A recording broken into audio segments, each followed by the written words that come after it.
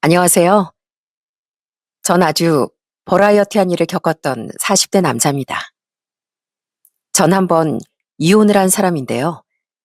이혼하게 된 과정이 너무도 극적이라 아직도 그때의 기억이 생생하게 나곤 합니다. 오죽했으면 그때의 꿈까지 한 번씩 꾸곤 하죠. 아직도 이렇게 기억이 생생한데 시간이 벌써 몇 해나 흘렀다고 생각하면 세월이 참 빠르긴 빠르구나 싶습니다. 제 인생에 있어 가장 강렬한 기억 중 하나가 될 그때 일에 대해 지금부터 말씀드려 보겠습니다. 저는 저희 아버지를 정말 싫어했습니다. 아버진 남들에게만 호인인 무책임한 가장이었거든요. 자긴 허구한 날 일을 그만두는 무능한 사람이었으면서 아버진 어머니가 벌어온 돈을 이곳저곳 다 퍼주었죠. 하도 지인들과 고모들에게 돈을 빌려주는 아버지 때문에 저희 집은 항상 어려웠답니다. 당신이 제일 가엾게 여겨야 할 사람은 나랑 애들이야. 애가 셋이나 되는데 당신이 좋은 사람 되느라 쫄쫄 구매하는 당신 애들은 불쌍하지도 않아? 혼자 개고생하고 있는 나는 아니 언제 애들이 또 쫄쫄 굶었다고? 사람 과장하긴. 서로 좀 돕고 살아야지. 돈 빌려달라는데 남자가 자존심이 있지? 그걸 그러면 안 된다고 그래? 그런 아버진 빚보증까지 잘못 서는 바람에 집을 폭삭 주저앉혔습니다. 그런 주제에 뭘 잘했다고 맨날 술만 퍼마셨는데 그 와중에 막내가 소아 백혈병 판정을 받게 됐어요. 제겐 여동생, 남동생이 하나씩 있었는데 남동생이 그런 큰 병에 걸린 거죠. 그런데 빚만 잔뜩이던 저희 집에 어마어마한 치료비가 어디 있었겠습니까? 그땐 지금보다 자기 부담금도 높고 보험도 잘 되어 있지 않을 때였는데요. 어머니는 아버지를 향해 처절한 원망을 내지르셨어요. 그렇게 다른 사람들만 챙기고 살더니 정작 당신 때문에 우리 애가 죽게 생겼어. 어떡할 거야? 어? 망할 인간아. 내 아들 살려내. 내가 일이 이렇게 될 줄 알았나. 바가지 좀 그만 긁어. 돈 구해오면 되잖아. 그 뒤 부모님은 막내를 살리기 위해 아버지가 친절을 베풀었던 모든 지인과 고모들을 찾아가 아주 싹싹 비셨습니다. 돈을 빌려달라고요. 하지만 아무도 우리를 도와주지 않았고 막내는 끝내 세상을 떠났습니다. 그리고 아버진 자신 때문에 막내가 죽었다는 죄책감에 끝까지 비겁한 선택을 하더라고요. 내가 지은 죄는 목숨으로 갚을게. 미안해 여보. 이런 무책임한 유서만 남기고서요. 아버진 빚보증으로 인한 빚만 남겨놓고 스스로 막내의 뒤를 따라간 겁니다. 망할 인간아. 빚만 남겨놓고 가버리면 어떡하냐고. 어? 나랑 우리 애들 어떡하라고. 덕수야, 민지야, 우리 앞으로 이제 어떻게 사니? 어머니, 너무 걱정 마세요. 제가 도울게요. 어머니는 아버지를 원망하고 비난하며 욕설을 퍼부으셨죠. 저도 아버지가 원망스러워 피눈물을 흘렸고요. 그런데 거기서 엄청난 반전이 일어나더라고요. 아버지 사망 신고를 위해 동사무소에 방문했던 어머니에게 친절한 동사무소 직원이 우리의 인생을 구해준 겁니다. 그 직원은 어머니에게 상속포기라는 제도를 귀띔해 준 거예요. 당시엔 그런 법적 지식이 없는 사람이 대부분이었는데 정말 엄청난 귀인이었죠. 그 직원 덕에 어머니는 무료 법률 상담을 받으며 상속포기 절차를 밟으셨고 우린 아버지가 남긴 빚더미에서 벗어날 수 있었답니다. 덕수야, 민지야, 이번에 봤지? 무조건 아는 게 힘인 거야. 무지하면 손해만 보고 사는 거라고. 그러니까 너희들 열심히 공부해야 돼. 알겠지? 그때 저희 가족은 아는 것이 힘이라는 아주 뼈저린 교훈을 얻었답니다. 그래서 저와 동생은 열심히 공부에 매진했어요. 어머니 식당에서 일하다 나중엔 분식집을 차려 열심히 우리를 공부시키셨죠. 타고난 머리가 빼어난 건 아니었지만 그래도 열심히 노력한 덕에 우린 제법 좋은 대학에 들어갔습니다. 대학 졸업 후 동생은 안정적인 게 최고라며 공무원 시험에 도전해 무려 7급 공무원 시험에 합격을 했어요. 그리고 전 취업 준비 기간을 1년 거친 뒤 제법 번듯한 회사에 들어갔고요. 그 모든 게 어머니 덕분이란 마음으로 우린 어머니께 효도하며 나이가 들어갔습니다. 그러다 전 30대 중반에 결혼을 했어요. 아내는 평범한 회사원이었는데 항상 절 잘 이해해주던 사람이었습니다. 업무상 해외 출장이 잦은 제게 서운하다는 말 한 번을 하지 않았고 항상 절 배려해 주었죠. 그런 아내에겐 저와 비슷한 아픈 가정사가 있었더라고요. 우리 아빠도 가족을 엄청 고생시켰어. 아빠는 일도 제대로 안 하고 놀기만 좋아하는 철없는 한량이었거든. 엄마가 아빠 대신 나랑 여동생을 다 책임지고 키우셨는데 내가 대학생 때 병으로 그만 일찍 세상을 떠나셨어. 아내와 처제는 철없는 장인 때문에 속을 많이 끓이며 살았다더군요. 그래서 아내는 장인과 막 살가운 사이는 아니었다고 하더라고요. 당시 장인은 아내 고향인 서울에서 2시간 거리 지방에 혼자 살았고 처제 아내는 서울에서 자취하며 직장에 다니고 있었습니다. 장인은 그래도 밥벌이를 위해 가끔 일용직일을 나가며 생활하고 있었고요. 그래도 엄마가 남긴 돈이 좀 있어서 아빠가 그만큼만 일하고 살 수 있는 거야. 자꾸 우리한테 용돈 달라고 하는데 우린 잘 안 줘. 엄마였으면 몰라도 아빠한테 우리가 왜? 우리 아빠는 이번 생에 철들긴 그런 사람이야. 아낸 그래도 아빠니 보곤 살고 있지만 장인이 생각하면 한숨만 나온다고 고개를 젓더라고요. 그렇게 저와 비슷한 아픔을 가지고 있는 사람이구나 싶어 더더욱 아내에게 마음이 갔습니다. 우린 결혼 후 아들을 둘 낳았습니다. 아내는 아이들이 어릴 땐 육아에 집중하고 싶다고 일을 그만두었어요. 그리고 애들이 어느 정도 큰 후엔 프리랜서로 재택근무를 하며 조금씩 돈을 벌었죠. 제가 벌이가 나쁜 편이 아니었기에 가능한 일이었습니다. 그렇다고 아주 넉넉한 벌이도 아니었기에 전 승진의 목을 많이 맸습니다. 남들이 꺼려하는 나라로의 출장도 자진해서 가고 남들보다 출근도 퇴근도 늦게 했죠. 그 결과 동기들보다 빠른 승진을 할 수 있었는데 전 그게 다 아내와 아이들 덕분이라고 생각하며 더욱 집에 잘하려고 노력했습니다. 제게 아내와 아이들은 전부였어요. 전 절대 제 아버지 같은 무책임한 사람은 되지 않으리라 다짐하고 또 다짐했죠. 아내는 저희 어머니에게 참 좋은 며느리가 되어주었답니다. 어머니 또한 일찍 장모님을 잃은 아내에게 많이 잘해주셨고요. 외할머니가 남겨주셨다던 금가락지도 아내에게 물려줄 정도였으니 어머니가 아내를 얼마나 예뻐하셨는지 아시겠죠? 아내는 손가락에 맞지 않던 그 목걸이를 항상 목에 소중히 걸고 다니더라고요. 그런 아내를 보며 저도 처가 식구들에게 잘하려고 노력했습니다. 처제는 착하고 살거운 사람이라 꼭 제 여동생처럼 느껴지더라고요.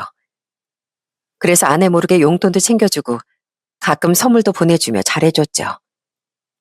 형부, 왜 자꾸 돈을 주세요? 저 버릇 나빠져요. 내 동생 같아서 그러니까 받아서 맛있는 거 사 먹어. 처제가 내 동생보다 1살 어려서 꼭 막내 동생처럼 예쁘단 말이야. 그래도 항상 고마워요, 형부. 우리 아빠가 형부의 절반만 되는 사람이었어도 참 든든했을 텐데. 당연한 듯 받지 않고 항상 고마워할 줄 아는 처제가 예뻐 더 잘해줬던 것 같습니다. 나중에 처제가 결혼할 땐 축의금으로 500만 원을 선뜻 주었을 정도로요. 거기에 별개로 TV까지 해주었더니 착한 처제는 울음까지 터뜨리더라고요. 문제는 장인어른이었습니다. 아내와 처제는 장인어른을 좋아하진 않았어도 자식돌인 하고 살았습니다. 그래서 저도 사위돌인 다 하고 살려고 노력했죠. 어쨌든 아내를 낳아주신 분이니까요. 그런데 장인은 어째 첫 만남부터 심상치 않은 분이더라고요. 절 보자마자 하신다는 말이 너무 황당했습니다. 자네 돈 잘 버나? 못 벌진 않습니다. 그렇다고 잘 번다고 하기도 뭐하고 그냥 중간 이상 법니다, 아버님. 그래?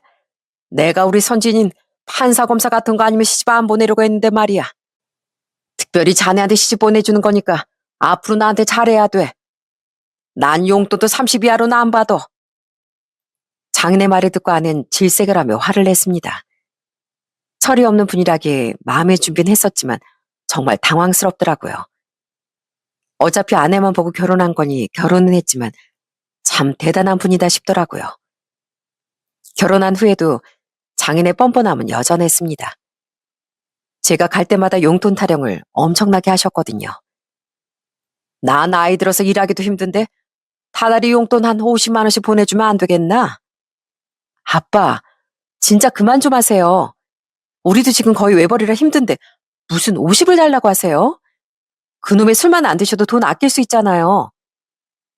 아내가 알아서 정리했기에 제가 입을 열 일은 거의 없었지만 가끔은 저도 좋지 못한 소리가 나오기도 했습니다. 예를 들어 제가 해외 출장을 갈 때 자기도 데리고 가달라는 말을 하실 땐 점잖음을 지키기가 힘들더라고요. 아, 왜 못 데리고 간다는 거야? 자네 일하고 남는 시간에 나 관광시켜주면 되잖아. 비행기표만 좀 끊어줘. 숙소도 자네 묵는 데서 묵으면 되고. 전 놀러 가는 게 아닙니다, 장인어른. 출장 가면 저도 일만 하다 돌아와요. 시간이 없어서요. 장인어른, 자식은 금나라 뚝딱하면 뭐든 해주는 도깨비 방망이가 아닙니다. 자꾸 용돈 말씀하시는 것도 그렇고 계속 듣기가 점점 힘듭니다. 제가 사인 노릇 안 하고 있는 것도 아니잖아요. 외식을 하면 무조건 인당 10만 원은 기본으로 넘는 곳을 가고 싶어하고 여자친구가 생겼다며 제 차를 빌려달라고 하는 등 장인은 정말 철이 없어도 너무나 없는 뻔뻔한 분이었습니다. 아내와 처제는 제게 항상 미안해했죠. 심지어 동선 장인의 일로 처제와 몇 번 대판 다투더니 나중엔 처가에 오지도 않더라고요. 그래도 저만은 끝까지 장인을 챙긴 건 다 아내를 생각해서였습니다. 제가 결혼한 지 4년 뒤 장인은 암 선고를 받으셨어요. 그래도 아버지라고 아내와 처제는 정말 마음 아파하더라고요. 치료비도 만만치 않게 들어갈 텐데 그러게 술 좀 작작 드시라니까 이게 뭐야. 이제 우리 아빠 어떡해. 자식은 우리가 있으니까 괜찮을 거야. 치료비 우리가 내드리면 되잖아. 그리고 항암 받으시는 동안 옆에서 잘 간병해드리면 분명 좋아지실 거야. 전 그때 장인의 치료비를 도와드렸습니다. 처제와 동서의 벌이가 좋은 편이 아닌 걸 알고 있기에 그냥 우리가 모두 부담하기로 한 거죠. 서울의 큰 병원에서 수술받은 장인은 6개월간의 항암치를 받게 되셨는데요. 항암을 받는 동안 저와 아내는 장인을 저희 집에서 모시기도 했습니다. 고맙네, 님서방. 내가 큰 살 잘 들인 덕에 이렇게 고마운 도움을 다 받는구만. 선진아, 너한테도 참 고맙다. 아빠가 너한테 해준 것도 없는데. 그러니까 이젠 술도 좀 그만 드시고 착실하게 좀 사세요, 아빠. 이제 자식들 속 그만 썩이시고요. 그리고 저 말고 우리 남편한테만 고마워하셔도 돼요. 남편 아니었으면 전 아빠 이렇게 챙겨드리지도 못했어요. 아내와 처제 그리고 장인은 제게 정말 많이 고마워했습니다. 항암을 마치고 어느 정도 건강이 회복된 장인은 다시 고향으로 돌아가셨어요. 이후에도 전 암 환자에게 좋다는 영양제나 보약도 많이 챙겨드렸죠. 아무리 좋아하기 힘든 분이었다지만 그래도 아내의 아버지니 할 수 있는 최선을 다해드리고 싶었거든요. 그리고 다행히 장인은 5년 뒤 완치 판정을 받으셨습니다. 그런데 장인이 완치 판정을 받은 지 반년 뒤쯤 전 아주 황당하고 충격적인 이야기를 듣게 되었어요. 바로 장인의 암이 재발했다는 거였습니다. 전 그때 막 베트남으로 2주가량의 출장을 떠난 지 이틀째 되는 날이었습니다. 그런데 아내가 제게 갑자기 전화를 걸어 엉엉 울며 그 사실을 전하더라고요. 장인이 자꾸 복통이 심해져 대굴대굴 구르다 병원에 갔는데 검사 결과 그런 판정이 나왔다는 거죠. 이미 전이가 많이 돼서 아빠 위험한 상태래. 겨우 완치 판정 받았나 했더니 이게 무슨 날벼락이야. 아니, 완치 판정 받은 게 겨우 반년 전인데 갑자기 그럴 수가 있다고? 병원에서 그러는데 검사할 때 암세포가 숨어서 잘 안 보이면 미처 발견 못할 수도 있대. 숨어있던 잔존 암세포가 급속도로 퍼지는 경우가 간혹 있다는데 아빠가 그런 경우인 것 같대. 우선 아빠 간 수치가 너무 높아서 입원해서 치료부터 받아야 한다는데 나 걱정돼서 당신 출장 가 있을 동안 아빠 간병하러 가 있을게. 애들은 어머니께 잠깐 부탁드리고 아빠가 아무리 미워도 그래도 날 키워준 부모님인데 내가 지켜드리고 싶어. 아내는 장인의 상태가 심각하다며 장인을 간병하러 가겠다고 말하더군요. 저도 놀라서 말했어요.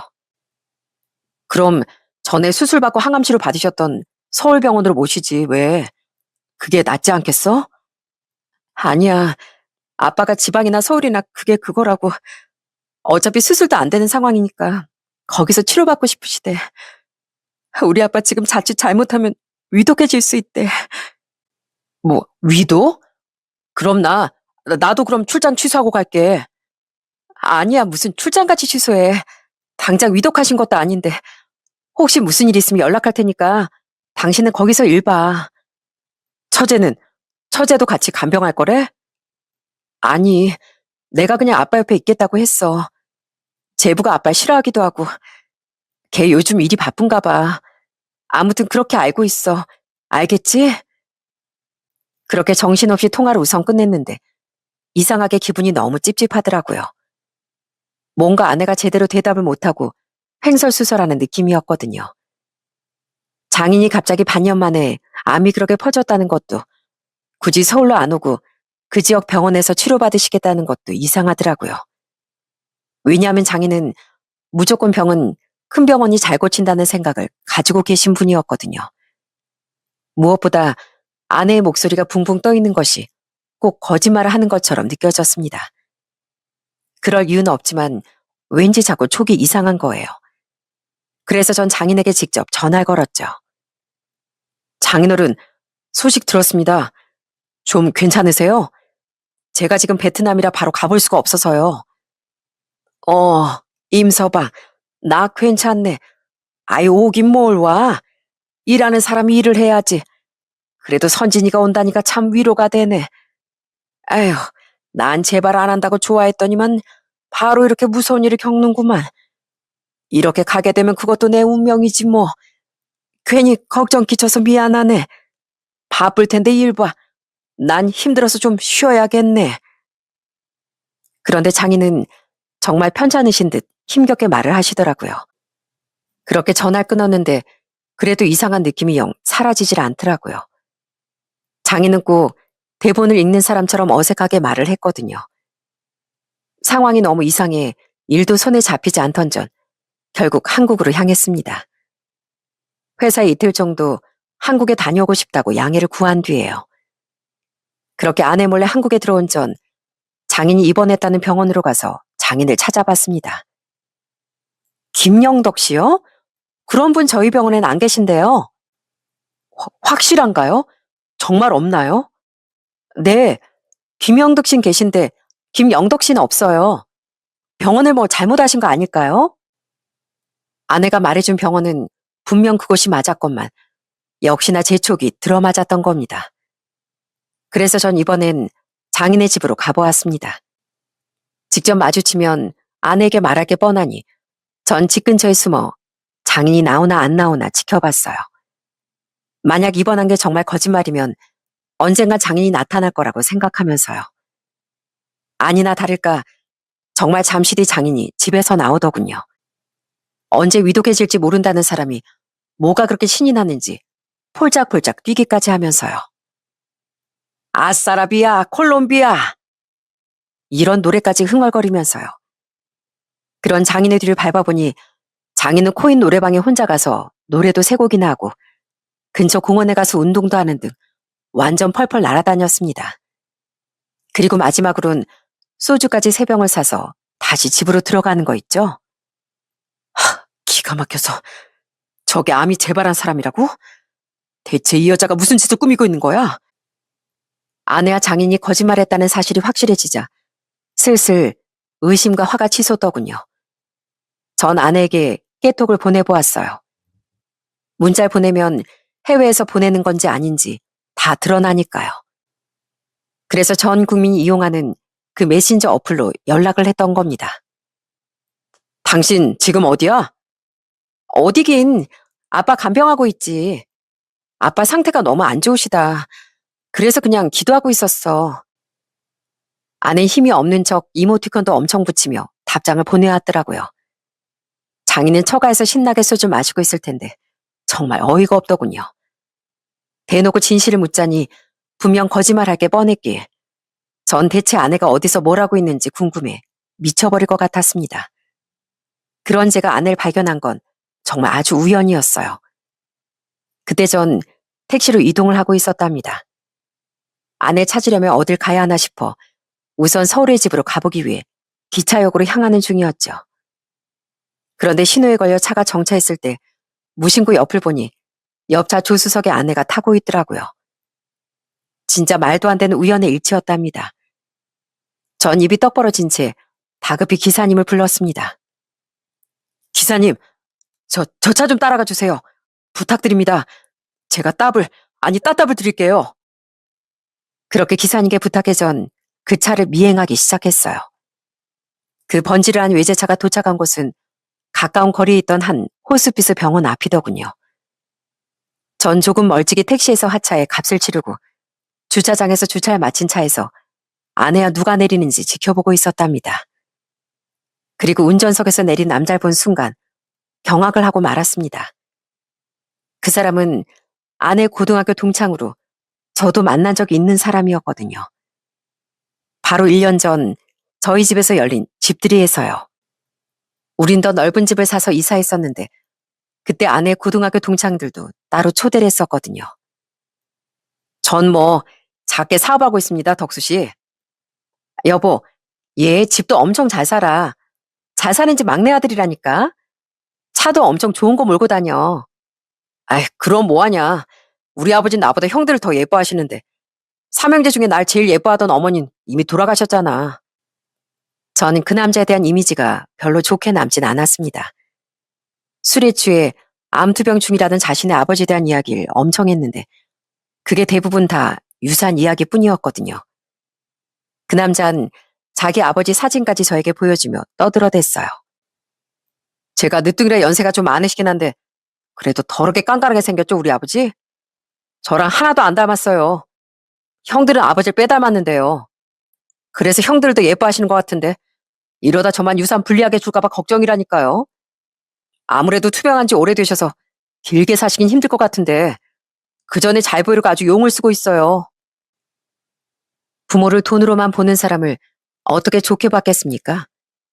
그런데 아낸 제게 이상한 거짓말까지 하고 그놈과 함께 있었던 겁니다. 그리고 그들이 바람난 사이라는 건 금세 알 수 있었죠. 그들은 차에서 내리자마자 다정하게 손을 잡고 연인이 아니면 할 수 없는 스킨십까지 자연스럽게 했거든요. 덜덜 떨리며 증거 사진을 찍은 전 병원으로 들어가던 그들의 뒤를 몰래 뒤따라갔죠. 그들은 엘리베이터를 탔고 전 그들이 내린 층수를 확인한 뒤 미친 듯 비상계단으로 뛰어 올라갔어요. 다행히 그들은 휴게실 쪽에서 물을 마시느라 아직 병실에 들어가지 않은 상태였고요. 전 가쁜 숨소리를 애써 죽이며 그들을 쫓았고 그들은 한 병실에 들어갔습니다. 그렇다고 제가 어떻게 거길 들어갈 수 있었겠어요? 다행히 미닫이 문이 아주 살짝 열려 있어 주변 시선을 무릅쓰고 문틈에 눈을 갖다 대봤습니다. 그런데 그곳엔 아주 의외의 인물이 있더라고요. 바로 상가남의 아버지가 거기 있더라고요. 어떻게 제가 한번 사진으로 봤던 상가남의 아버지 얼굴을 기억하냐고요? 상가남의 아버지는 아주 유명한 원로 배우 중 한 분을 닮으셨거든요. 사진을 볼 때도 다들 웃으며 그 배우 이야기를 했었고요. 그리고 문틈으로 보인 그 병실의 환자도 그 배우를 쏙 닮았으니 바로 그놈의 아버지구나 했던 겁니다. 대체 이게 일이 어떻게 돌아가는 건가 싶어 저는 계속 귀를 기울였죠. 몰래 휴대폰으로 그들의 대화를 녹음까지 해가면서요.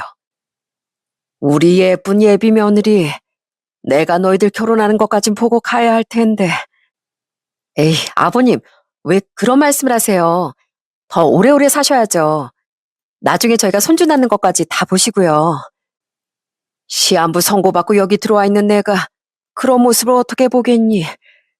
근데 선진이 너 아무리 프리랜서라고 해도 계속 이렇게 나 간병하고 있는 거 괜찮은 거야? 전에 종종 문병아 주는 것만 해도 고마웠는데 이번에 나의 거의 2주 우리 종호 집에서 지내면서 날 간병하러 와준다며. 아버님 간병해드리고 싶어서 일부러 스케줄 길게 빼둔 거예요. 아버님 위해서가 아니라 절 위해서 와 있는 거니까 제 걱정하지 마세요. 종호도 아버님 걱정을 너무 하기도 하고 저도 아버님이랑 보낼 수 있는 시간이 얼마 없다고 생각하면 너무 마음이 아파서 그래서 조금이라도 아버님 곁에 더 있고 싶었어요. 들어보니 상가남의 아버진 이미 말기암에 접어들어 시한부 선고를 받은 상태더군요. 아낸 그놈의 아버지를 간병한답시고 장인까지 끌어들여 제게 거짓말을 했던 겁니다. 아이들까지 저희 어머니께 맡기고서요. 상가남의 아버진 눈물을 훔치던 제 안을 따뜻하게 바라보며 말했습니다. 고맙다, 아가. 물론 우리 큰 며느리, 작은 며느리도 착한 애들이지만 지들 일까지 빼고 날 간병해줄 생각은 아들 녀석들도 안 하는데 우리 종호가 너 같은 착한 짝을 만나 다행이구나. 둘이 고등학생 때 잠깐 사귀고 헤어졌다더니 인연은 인연이 모양이다. 선진이는 여태 짝을 못 만나 결혼을 안 했고 우리 종호는 애 없이 이혼해서 혼자 된 지가 벌써 5년이니까 널 다시 만나게 준 동창이라는 게 그렇게 고마울 수가 없어. 진짜 기가 막혔습니다. 너무 많은 정보가 머릿속에 흘러들어와 머리가 복잡해졌죠. 그러니까 그들은 과거에 잠시 사귄 사이였고 나중에 동창회에서 만나 눈이 맞은 거더라고요. 집들이 했을 때가 아내가 고등학교 동창회 오랜만에 나간 지 몇 달 뒤였으니 그들은 최소 1년은 바람을 피우는 사이였던 겁니다. 그리고 상가남의 아버진 아내가 유부녀인 걸 모르고 있는 게 확실했죠. 그만하면 상황 파악은 다 됐고 증거도 잡았으니 엮여서 더 들어줄 필요가 없겠더군요. 저는 병실문을 거세게 열어젖혔습니다. 니들 지금 뭐 하는 거야? 깜짝이야. 누구? 당신? 덕수 씨? 뭐야, 니시오? 제 우렁찬 외침에 세 사람은 각기 다른 이유로 놀라 눈이 휘둥그레졌어요. 저는 더러운 연놈을 한번 무섭게 노려보곤 상가남의 아버지에게 진실을 폭로했습니다. 안녕하십니까, 어르신. 놀라게 해드려 죄송하지만 그건 아드님 잘못 키운 탓이라고 생각해 주시죠. 뭐요? 예, 총호야. 저 사람이 누구야? 그게요, 아버지. 제가 말씀드리죠. 전 저기 있는 김선진 저 여자의 남편 되는 사람입니다. 우리 사이 아들도 둘이나 있고요. 제가 베트남 출장 간 사이 장인어른 암이 재발됐다고 엉엉 울면서 간병하러 간다는데 느낌이 왠지 이상하더라고요. 그래서 바로 한국 들어와 뒤를 밟아봤더니 여기서 이렇게 미혼 행세를 하고 있네요, 저 여자가. 저 둘 지금 바람 피우고 있는 겁니다. 절대 속지 마세요. 자, 여기 우리 가족 사진입니다. 여보, 그만해. 저는 속사포처럼 아내의 정체를 폭로했습니다. 그리고는 제가 가족 사진까지 보여드리자 상가남의 아버진 점점 표정이 일그러지더라고요. 아내는 당황해서 절 말렸고 상가남도 당황해서 자기 아버지에게 다가갔어요. 그리고 그 순간 상가남의 고개가 휙 돌아갔습니다. 이놈이 감히 애비를 속여? 아버지. 상가남의 아버지가 자기 자식의 얼굴에 손찌검을 했던 겁니다. 방금 전까지 그렇게 힘없어 보이던 노인이 어디서 힘이 난 건지 갑자기 호통을 치시더군요. 이 집안의 수치 같은 이라고 어디 갖다 댈 게 없어서 유부녀를 나한테 데리고 와. 썩을 놈, 니까지가 감히 날 속여?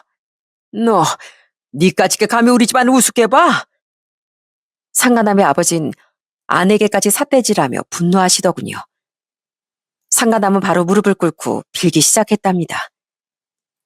아버지, 전 그냥 아버지가 제가 결혼하길 바라셨으니까 돌아가시기 전에 효도하고 싶어서 그런 거예요. 우리 곧 진짜 결혼할 생각이었어요. 근데 선진이가 남편한테 이혼하자고 할 구실을 아직 못 찾아서 타이밍만 보고 있었다고요. 그걸 지금 말이라고 해? 애초에 유부녀를 만난다는 것 자체가 말이 안 되잖아. 넌 20대 때도 음주운전하고 그러면서 내 속을 그렇게 썩이더니 아직도 정신 못 차렸어? 넌 나 죽어도 유산 한 푼 못 받을 줄 알아. 내가 한심하고 괘씸해서라도 절대 너 같은 놈한테 돈 못 줘. 변호사 불러서 아주 유언장부터 고칠 거야. 아버지, 아버님, 저희가 잘못했어요. 네? 넌 뭔데 같이 빌고 있어, 내가 죽으면 너한테도 콩고물 떨어질 줄 알고 여태 나한테 잘하는 척 했던 거지. 남편 버리고 바람 피우는 기집애 속내가 멀쩡할 리가 없지. 내가 죽기 전에 아주 별꼴을 다 본다. 이 쓰레기 같은 것들 같으니라고. 당장 나가. 분노로 침대에서 몸까지 일으킨 상간남의 아버진 두 연놈뿐 아니라 저도 지팡이 휘두르며 쫓아내셨습니다. 그렇게 쫓겨난 뒤에도 상가남의 병실 문 앞에서 한심하게 애걸복걸하더라고요. 아버지, 잘못했어요. 네? 치사하게 유산 가지고 그러시는 게 어딨어요. 제가 안 그래도 형들이랑 유산 차별하실까봐 선진이한테 간병까지 부탁하면서 얼마나 잘 보이려고 노력했는데, 아버지. 당신, 나 좀 따라와. 그놈은 한심하게도 유산을 잘 받기 위해 제 아내까지 끌어들였다는 말을 술술 내뱉더라고요. 그런 그놈 옆에서 발을 동동 구르던 나는 저를 비상계단 쪽으로 끌고 가 적반하장으로 나오기 시작했습니다. 당신 어떻게 내가 여기 있는 거 알아냈어? 당신 다 망쳤어. 아버님 간병까지 해드리면서 종호제가 유산 잘 받을 수 있게 잔뜩 공들인 중이었는데 당신 때문에 다 그르쳤다고. 지금 나한테 당신이 화낼 입장이야?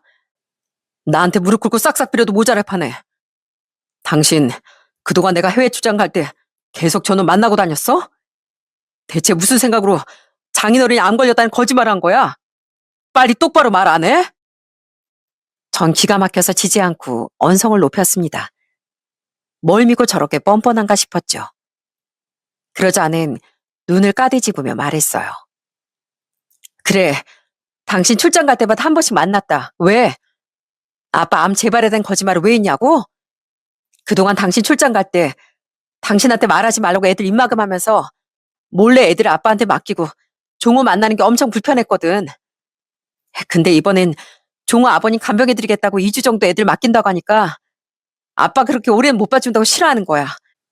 그래서 머리 싸매고 고민하니까 그런 아이디어가 바로 생각나더라. 이번에 한번 그런 거짓말 해두면 앞으로도 종호 만나고 아버님 뵈러 갈 때 애들이 편하게 아빠 말고 당신 어머니한테 맡길 수 있겠다 싶더라니까. 완전 머리 잘 썼다고 생각했는데 이렇게 바로 들통날 줄이야. 아, 짜증나 진짜. 그걸 계속 거짓말 할 수 있다고 생각했냐?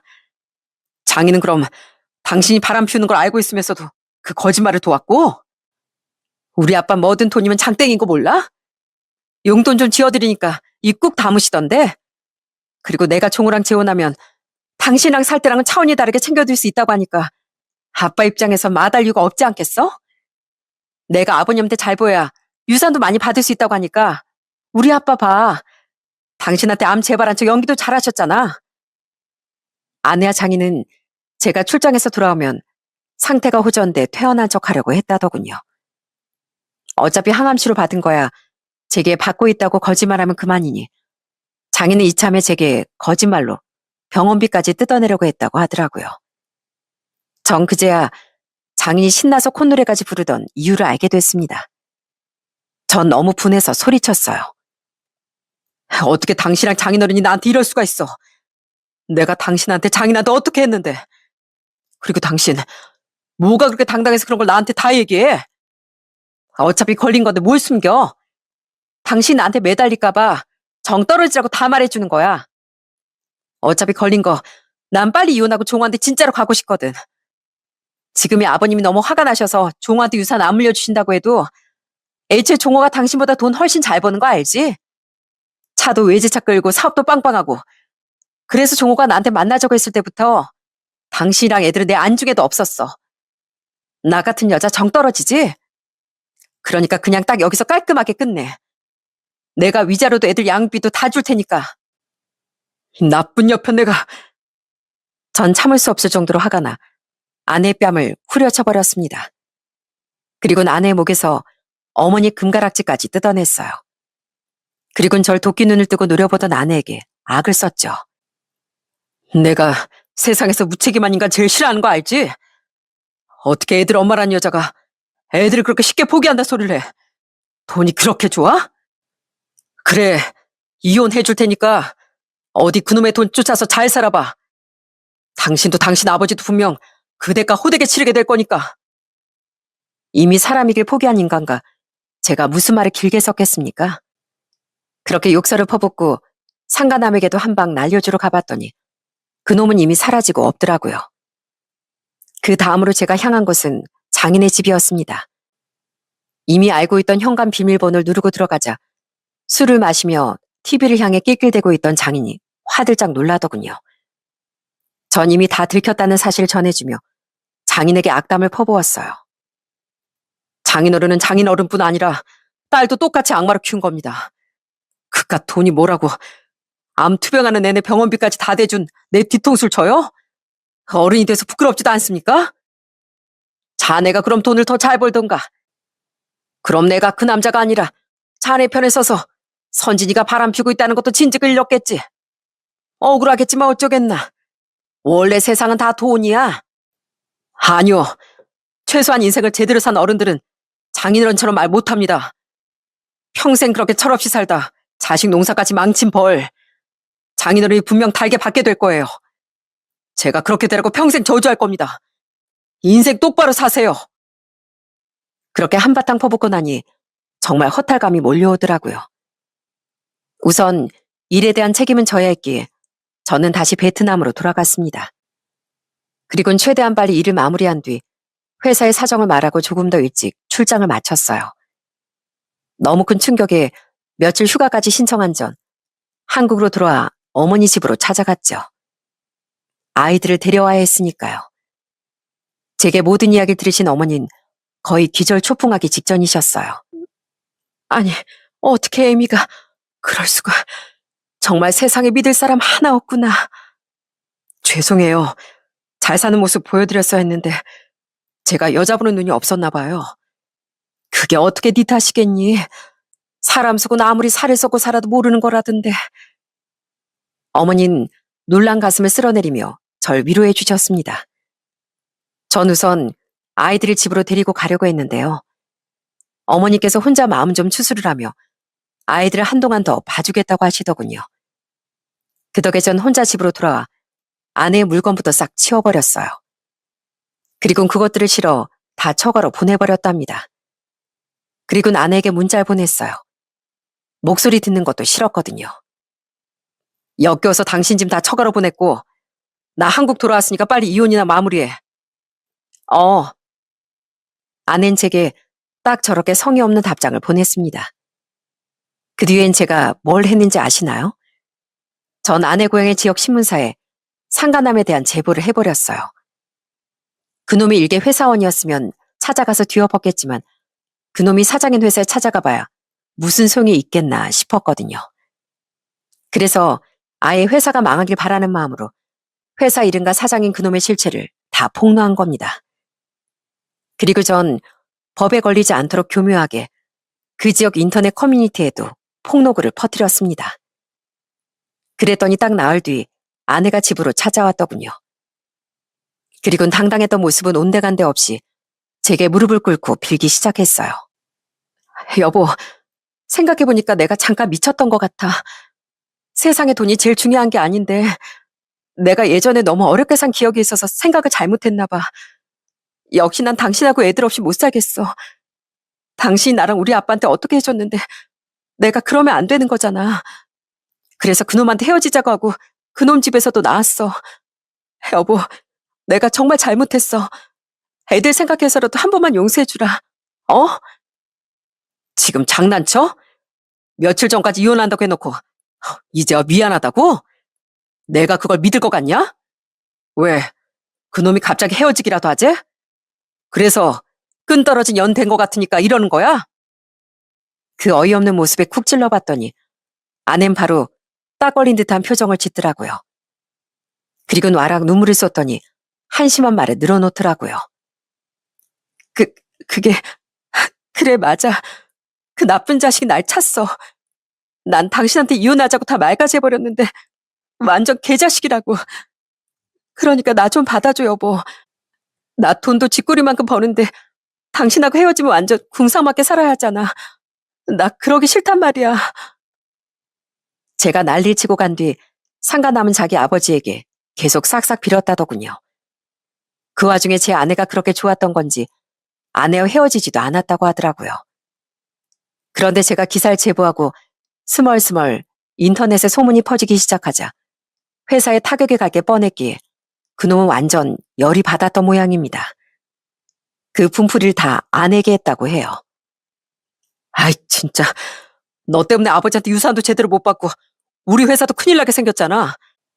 내 사업은 신뢰랑 평판이 생명인데 애초에 내가 왜 널 만나가지고 너라도 없어야 아버지 마음이 누그러지실 것 같으니까 너 앞으로 내 눈앞에 뛰지 마. 그놈은 이렇게 말하며 자기 집에서 지내고 있던 아내를 쫓아냈다고 합니다. 아내는 말 그대로 닥쳤던 걔 지붕만 쳐다보는 꼴이 된 거죠. 그런 주제에 뻔뻔하게 절 속이려고 했다니 이 여자가 이렇게 거짓말을 밥 먹듯 하는 사람이었나 싶어 헛웃음이 나더라고요. 전 그런 아내에게 확실한 현실을 일깨워 주었어요. 난 말이야, 세상에서 무책임하고 비겁한 인간이 제일 싫어. 내 아버지를 보고 자라서. 근데 당신이랑 당신 아버진 내 아버진 비교도 되지 않을 만큼 비겁하고 무책임한 인간들이야. 아니, 인간도 아니야. 남자의 눈 뒤집혀서 자기 애들까지 버리려던 여자한테 난 더 이상 관심 없으니까 꺼져. 당신은 나한테 약속한 대로 애들 양육비도 일시불로 줘야 할 거고 위자료도 당연히 토해내야 할 거야. 그리고 두 번 다시 애들 앞에도 나타나지 마. 애들 먼저 버린 건 당신이니까. 당신 엄마 자격도 없어. 그렇게 아내를 쫓아낸 전 변호사 선임에 깔끔하게 이혼했습니다. 아내는 끝까지 질척거렸지만 전 신경도 쓰지 않았죠. 그 와중에 장인까지 찾아 한 번만 아내를 봐달라기에 전 딱 한마디를 해줬답니다. 나이가 좀 하고 사세요. 전 아내에게 아이들의 양육비를 일시불로 받았고 위자료도 톡톡히 받아냈습니다. 아주 유리한 재산 분할을 받는 방식으로요. 또 상간남에게도 소송을 걸어 위자료 받아냈죠. 제가 이혼한 뒤 어머니는 집을 정리하고 저희 집으로 들어오셨답니다. 이제 아내도 없으니 이참에 어머니를 모시고 살고 싶었거든요. 저희 집이 어머니 집보단 더 넓고 깨끗했기에 어머니는 사시던 집을 정리하셨어요. 다행히 아직 어린아이들은 부모의 이혼을 큰 혼란 없이 받아들여 주었습니다. 오히려 이혼 후 계속 혼란에서 빠져나오지 못한 건 전처였어요. 여보, 제발 나 좀 받아줘. 나 요즘 내 신세가 너무 처량해. 프리랜서로 딱히 낸 성과가 없어서 그런지 취업도 어렵고 동생은 나한테 인간도 아니라면서 만나주지도 않아. 허구한 날 돈 달라고 아빠한테만 연락 오는데 진짜 사는 게 지긋지긋하다고. 전천 이혼한 후에도 미련을 버리지 못하고 계속 전화라더군요. 처음엔 그래도 애들 엄마니 혹시나 연락할 일이 있을까 싶어 차단하지 못했는데요. 애들 안부는 한 번도 묻지도 않고 계속 술주정하며 울기만 하니 나중엔 아예 질려서 차단을 해버렸습니다.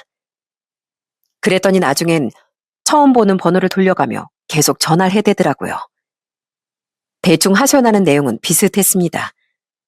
뭐 외롭다, 자기 신세가 처량하다는 얘기였죠. 들어보니 상간남의 아버진 끝내 돌아가신 모양인데 끝까지 상간남에겐 유산을 남기지 않으셨다더군요. 그 전에 이미 받은 게 있어 유류분 주장도 못했다고 합니다. 그 와중에 저로 인해 이미지에 큰 타격을 입었던 그놈의 회사는 안 좋은 악재까지 겹쳐 경영난을 겪다 끝내 문을 닫았다고 해요. 그게 이혼한 지 1년하고 반년 뒤에 들은 이야기였습니다. 그걸 끝까지 제 전처 탓을 하며 전화로 욕설을 퍼부었다는데 그래서 두 연놈은 아주 왼수지간이 된 모양이었어요. 아주 통쾌하고 시원한 결말이었죠. 저는 계속되는 전처의 전화에 결국 경찰에 신고를 해버렸습니다. 너무 스트레스였거든요. 그렇게 강수를 두자 그제야 전처의 집착에서 벗어날 수 있었네요. 한편 암이 완치된 뒤 다시 끊었던 술을 퍼먹던 장인은 결국 진짜로 암이 재발했다더군요. 지금은 이혼한 지 2년도 더 지났는데 처제가 제게 그 이야기를 해주더라고요. 제가 이혼할 때 처제가 눈물로 사과를 한 이후 처음 온 연락이었는데요.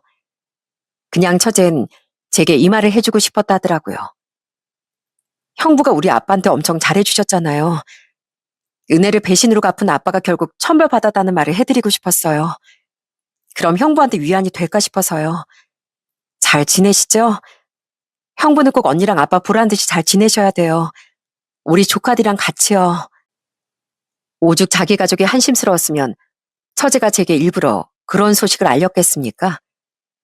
들어보니 상황이 좋지가 않다는데 별로 동정심이 생기진 않습니다. 그냥 완전한 남의 이야기였으니까요. 전 이혼의 아픔을 딛고 어머니와 아이들과 잘 지내고 있습니다. 오히려 이혼하고 나니 어머니 바로 옆에서 잘 모실 수 있어 더 좋더라고요. 아이들도 어머니와 자주 놀러와주는 여동생 내외 덕에 엄마의 빈자리를 많이 채워가고 있고요. 비록 이렇게 이혼은 했지만 저는 여전히 책임감 있는 가장으로서 열심히 살아갈 생각입니다. 아내는 없지만 제겐 어머니와 아이들이 있으니까요. 가족들 곁을 더 지켜주기 위해 최근엔 해외 출장이 적은 부서로 이동 발령도 신청해 놓았거든요. 그렇게 되면 앞으로 가족들과 더 많은 시간을 보낼 수 있을 것 같습니다. 여러분, 저는 가정을 꾸린 사람이라면 기본적으로 꼭 책임감을 갖춰야 한다고 생각합니다. 바꿔 말하자면 가족과 가정을 지키려는 책임감도 없는 사람은 절대 가정을 꾸려서는 안 된다고 생각해요. 무책임했던 제 아버지는 가족들을 고생시켰고 장인은 가족을 고생시켰을 뿐 아니라 자식 농사도 망쳐버렸으며 제 전처나에 가정을 파탄내지 않았습니까? 그러니 처음부터 책임감을 지킬 자신이 없다면 차라리 처음부터 혼자 사는 길을 택하길 세상의 많은 무책임한 사람들에게 부탁하고 싶습니다. 그럼 전 여기서 이만 제 사연을 마무리하겠습니다. 끝까지 들어주신 모든 분께 항상 좋은 일만 가득하시길 바랄게요. 들어주셔서 감사합니다.